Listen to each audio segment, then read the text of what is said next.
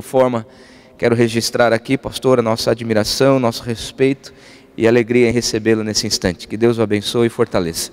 Mesmo assentados, vamos orar ao Senhor. Pai, abençoe teu servo que nesse instante vai trazer a tua palavra. Te agradecemos, ó Pai, pela alegria de termos nosso pastor conosco. Que o Senhor o fortaleça, abençoe sua esposa, filha, que o Senhor abençoe sua vida e ministério. E que nos dê agora, Senhor, alguma capacidade para interpretarmos a tua palavra juntamente com o pastor. Fica conosco, é a nossa oração em nome de Jesus. Amém.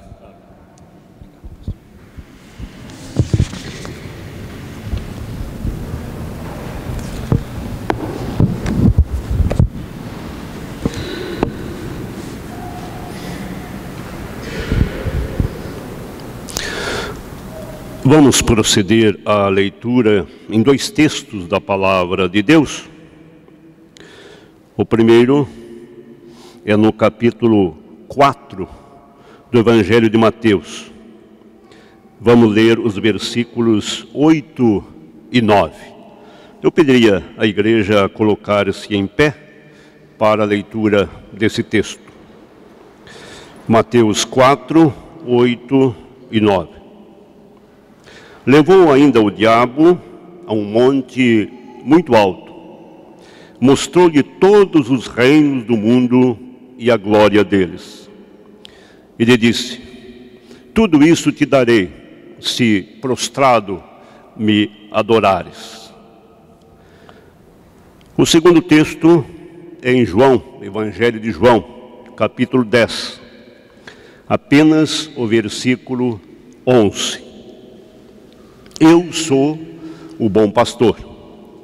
O bom pastor dá a vida pelas ovelhas. Que Deus assim abençoe a sua palavra para a nossa edificação. Os irmãos podem se assentar.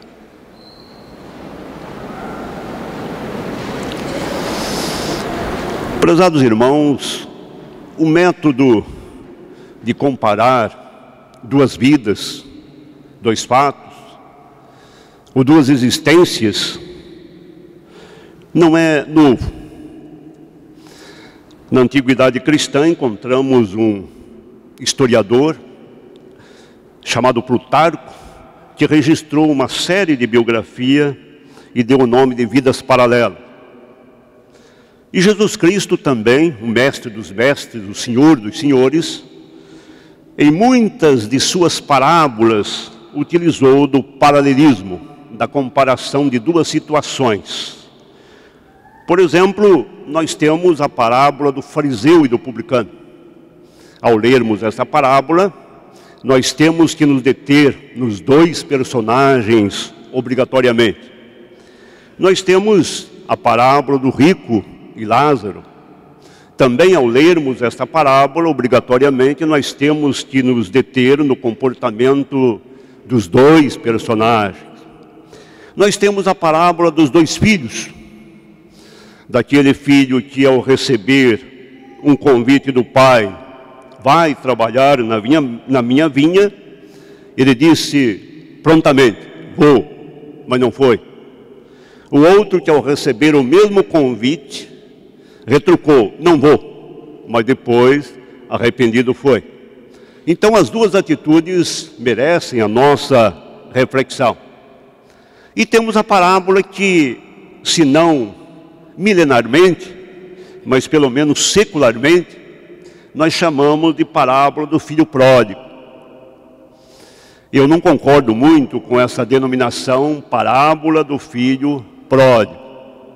Primeiro porque não está no texto bíblico. Se vocês encontrarem filho pródigo no texto bíblico, me mostrem no final do culto, eu como a Bíblia inteira. Não está na Bíblia. Em segundo lugar, contraria a própria mensagem da parábola. Ela começa dizendo, certo homem tinha dois filhos. E nós temos que ler a parábola atentando para o comportamento desses dois filhos. Aquele que saiu, mostrando-se rebelde, e aquele que ficou, mostrando-se legalista e intolerante. Portanto, compara também a atitude dos dois filhos. Dizer parábola do filho pródigo é tornar essa parábola manca, ver um lado só. Nós temos que ver efetivamente os dois lados. E aqui também nós lemos duas passagens bíblicas que retratam duas formas de dar. A primeira é uma forma diabólica de dar, ou seja, é um dar mascarado. O diabo, naquele diálogo que teve com Jesus Cristo, ele também queria dar algo a Jesus Cristo, mas não era um dar, era uma barganha, era estabelecer uma reciprocidade. Tudo isso te darei, o verbo usado é o verbo dar, mas com uma condicional: se prostrado, me adorar. Ou seja, a própria colocação da frase estabelecia que primeiro ele deveria ser adorado, e depois ele daria em troco dessa adoração aquilo que ele pretendia dar a Jesus Cristo. E a segunda é uma forma de dar do próprio Jesus Cristo: eu sou o bom pastor, e o bom pastor dá a sua vida pelas ovelhas. Vamos nos deter primeiramente nessa atitude do diabo, o dar do diabo. Eu disse inicialmente que esse dar é mascarado. Na verdade, ele queria estabelecer uma troca, uma barganha. E nós sabemos, até por uma questão psicológica, que todas as trocas que nós fazemos, nós pretendemos ganhar alguma coisa. Eu me lembro que quando moleque, eu costumava trocar gibi à porta do cinema da minha cidade. E a troca se baseava no seguinte princípio: era trocar um gibi que eu já havia lido por um outro gibi que eu não havia lido. Então, eu estabelecia também um lucro com isso. Eu trocava um gibi que não ia ler a segunda vez por um outro gibi que não tinha conhecimento e ia ler agora pela primeira vez. E a mesma coisa aquele que trocava comigo. Estabelecia esse princípio de um determinado lucro, ou seja, trocava algo que não havia lido por algo que já havia lido. De qualquer forma, contentava ambos os lados. E nós sabemos que essa forma de estabelecer permuta sempre inclui um adendo. Sempre nós queremos levar a melhor. E quando não levamos, até lamentamos. E até nos achamos trouxas quando, por uma troca, não oferimos lucro. De vez em quando eu venho até o mercado municipal fazer compra de manhã, e ao longe eu fico notando um grupo muito interessante que merece até um estudo sociológico aqui em nossa cidade. É um grupo que fica trocando relógio ali próximo ao mercado municipal. E é interessante que esse grupo se sustenta. Não sei como, mas se sustenta. Eles trocam um relógio por outro relógio e sempre estão oferindo vantagem. A vantagem que eles oferem serve para a sua própria subsistência. Então tudo isso é indicativo que toda troca que nós fazemos é uma troca desejando oferir vantagem. Essa é uma atitude um tanto quanto diabólica, conforme registra o texto. Sempre oferir vantagem. Mas a nossa sociedade é uma sociedade que calca sempre as suas relações em troca, em permutas, em reciprocidade. Até as mínimas coisas. Por exemplo, quando nós desejamos a alguém um bom dia, nós queremos também receber desejo idêntico. E se a pessoa não responde, ficamos chateados. Mas devemos pensar o seguinte: quando você diz bom dia, é você que está arcando com a responsabilidade de dizer bom dia. Se há reciprocidade ou não, você não tem nada com isso. Mas não é assim que nós pensamos. Quantas e quantas vezes a gente até comenta em casa: hoje encontrei com um fulano de tal, disse um sonoro bom dia e ele não me respondeu. E a gente fica chateado. Por quê? Queremos troca, queremos barganha. Nunca nos contentamos com o nosso ato de dar. O nosso muito obrigado, por exemplo, é um tratamento muito comum. Quando recebemos um favor de alguém, nós dizemos muito obrigado. Muito obrigado. Essa expressão tem um contexto de reciprocidade. Ou seja, você se obriga àquela pessoa, numa outra situação idêntica, a retribuir o mesmo favor. Portanto, implica uma relação de reciprocidade. Dou para que me des.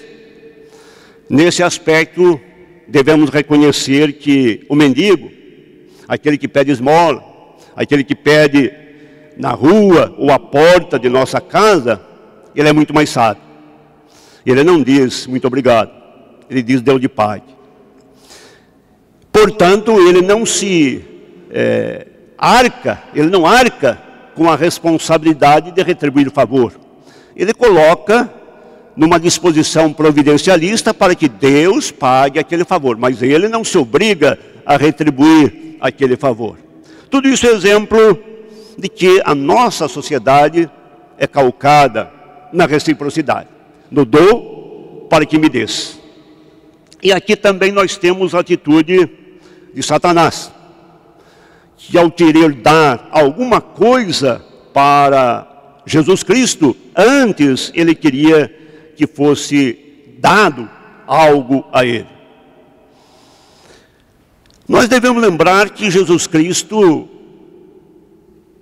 disse o seguinte: se saudardes apenas aqueles que vos saúdam, ou seja, se você vive nessa troca, nessa reciprocidade, saudando apenas aquele que vos saúda, vocês estão na mediocridade.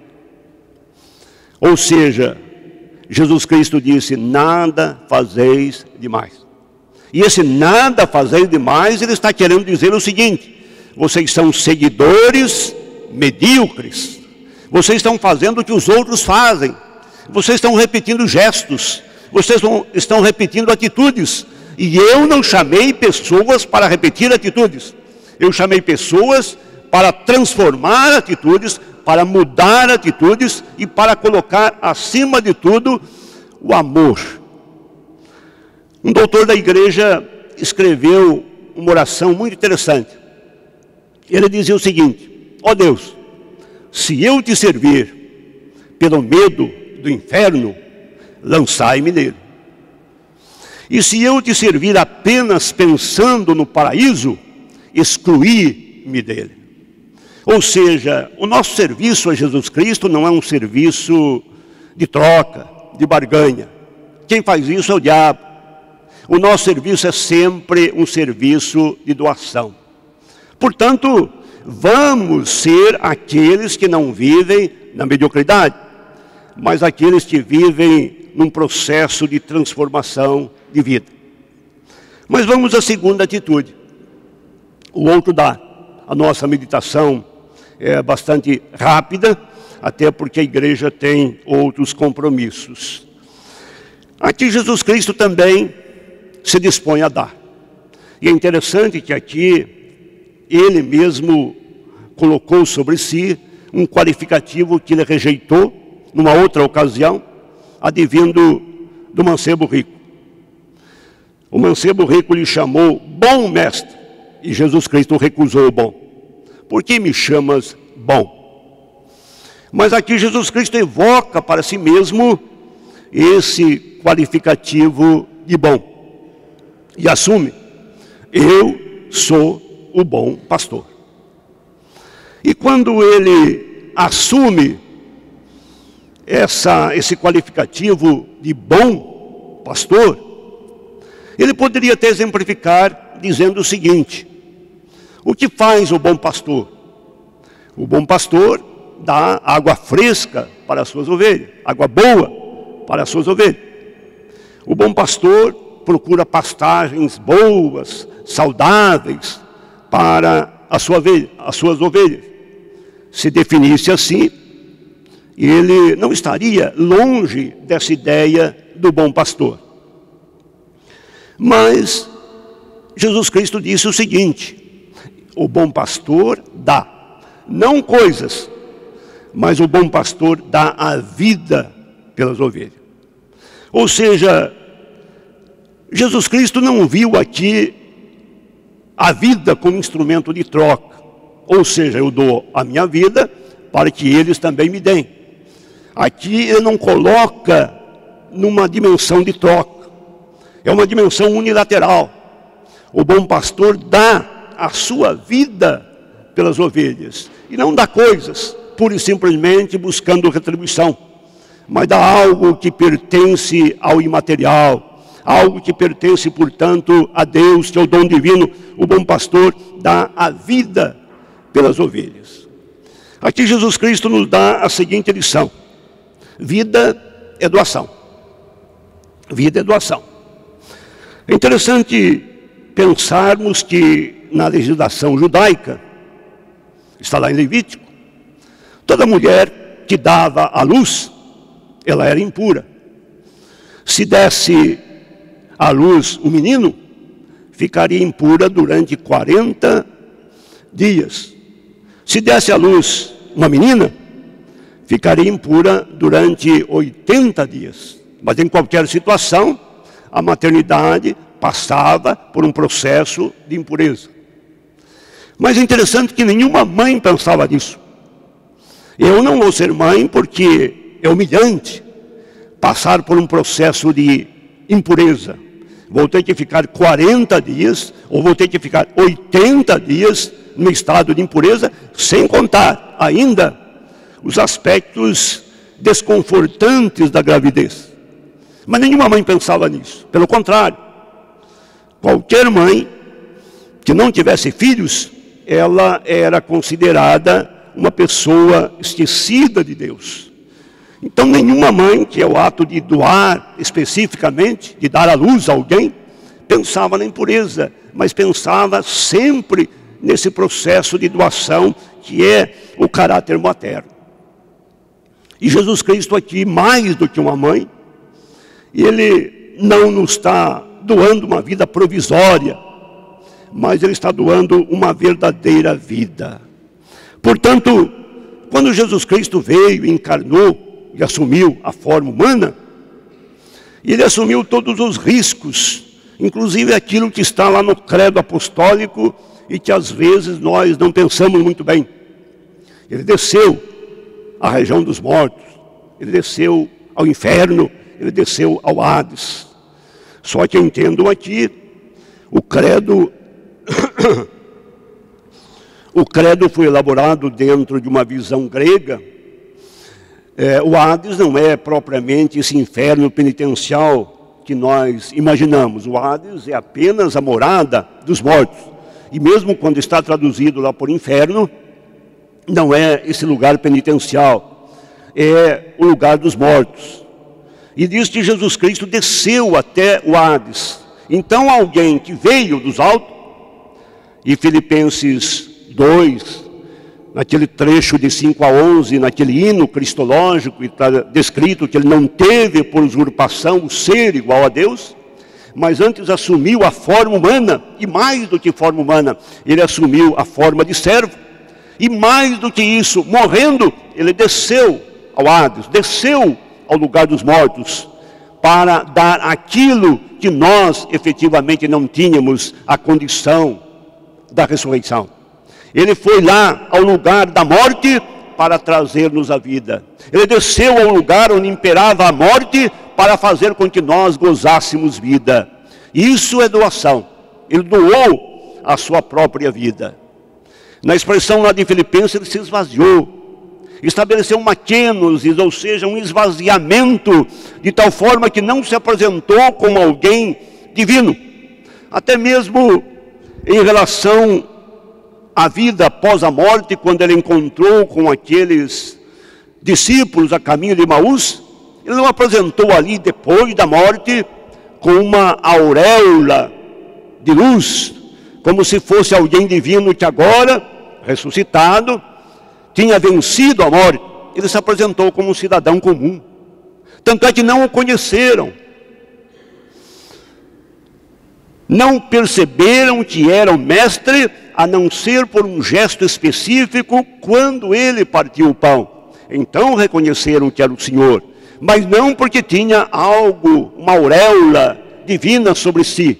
Então Jesus Cristo se esvaziou. Até mesmo depois da sua ressurreição, ele se esvaziou dessa auréola de luz, para fazer com que nós o entendêssemos como alguém que é um de nós, mas acima de tudo, alguém que doa.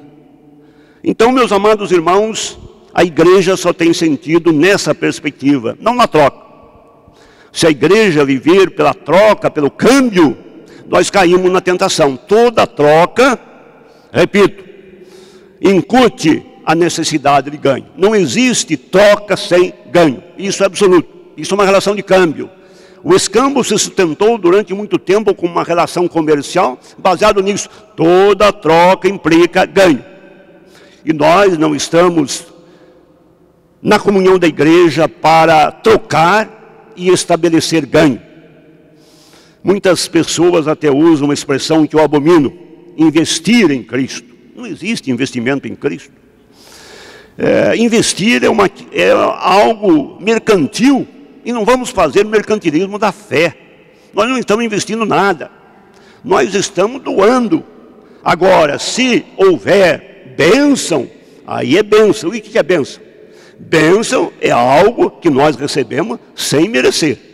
Permuta é algo que nós recebemos especialmente pela astúcia. Toda permuta muitas vezes inclui astúcia. Aqui era uma astúcia muito grande do diabo. Ele queria dar, inclusive, a sua riqueza. Mas só que antes de dar, ele queria receber a adoração de Cristo.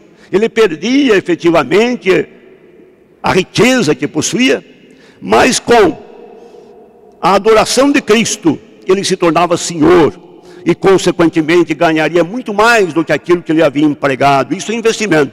Isso é investimento. Um bom investimento, diga-se de passagem. Mas nós não estamos investindo nada. Nós somos aqueles que somos ensinados também a doar. Portanto, que esta igreja possa receber dessas duas atitudes, comparar essas duas atitudes e especialmente lembrar que Jesus Cristo veio a este mundo para nos ensinar a doação, inclusive a doação maior, que é a doação da vida. Nós estamos doando a nossa vida para os outros. E o que recebemos, repito, não é algo em troca da doação. O que recebemos, repito, são bênçãos. E bênçãos é aquilo que nós recebemos imerecidamente. Não pela nossa astúcia, mas pela bondade divina. Isso é o que fazemos. Que Deus, portanto, abençoe esta igreja no ano em que ela comemora os seus 110 anos. Diga-se de passagem, uma das filhas desta igreja comemora também o centenário este ano. A primeira igreja de Turvinho vai comemorar o seu centenário em julho. Então, uma igreja que já tem uma filha centenária, que esta igreja continue sendo abençoada. É o que nós desejamos. Amém.